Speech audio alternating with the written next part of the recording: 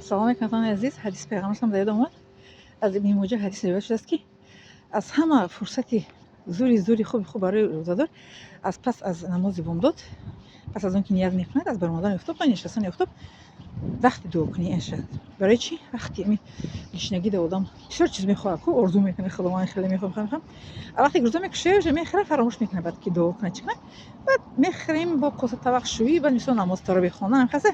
وقتی که ما از بعد نماز بامداد تا نشستن افتاب چه فرصت داریم که وقتی چی میگن گشنه هستیم و وقتی که نمیخوریم یگان چی طور میگن برای ما رو الله تعالی فرصت داده است که دعا کنیم دعای ما ان شاء الله که به جواب نمیماند. اگر دانسته باشین برایشون تکرار میشه کسی اگر ندانسته باشین یک چند روز دیگه مونده است فرصت عدس ندید دعا کنین شما از برآمدن افتاب تا نشستن افتاب تا وقتی روزا کشیدن با در وقت روزا کشی با حدیث است که در وقت روزا کشی چنین چه ارزو کنید پیش از روزا کشی دعا کنید بعد روزا کشی اینم قبول است. با شب‌های قدر است پیش شب‌های قدر میخواد ان شاء الله بین شب 17 شب 27 29 مونده یعنی 29 شب آخر رمضان یکی 27 25 نمو